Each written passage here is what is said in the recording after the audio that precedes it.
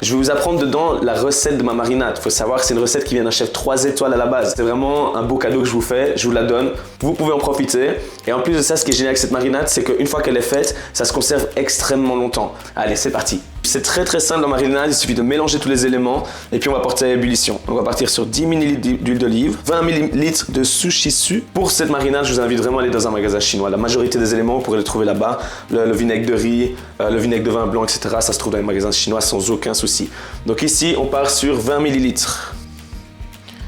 20 ml également de vinaigre de riz, donc c'est celui-ci. 20 ml.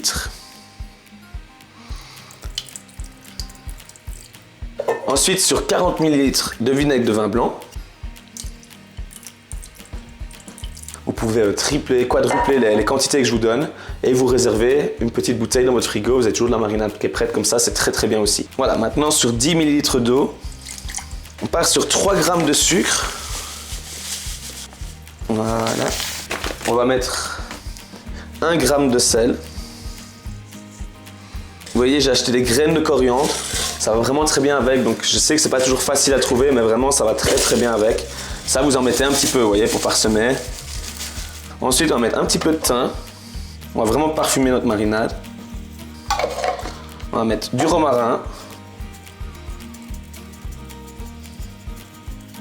Et on va terminer par notre gousse d'ail. Ici, ce qu'on va faire, c'est ce qu'on appelle une infusion. Donc, on va faire tout bouillir et puis après, on va chinoiser le tout pour ne garder que le liquide, vous voyez. Donc c'est pas grave si la gousse d'ail, elle reste comme ça. On n'a plus qu'à laisser en ébullition. C'est en train de frémir, c'est parfait comme ça, vous voyez, on veut pas plus. Et on peut laisser comme ça, donc une petite dizaine de minutes. Si vous faites la même quantité que moi, si vous faites une grosse quantité, partez plus sur 20 minutes. Ici, ça fait 5-10 minutes que ça bout. Mais c'est déjà, à mes yeux, suffisant parce que c'est vraiment pas une grande quantité. Donc on va pas essayer de tout faire évaporer non plus. Donc tout simplement, je prends un chinois et je passe tout dedans. Voilà, donc ici, on a déjà notre marinade.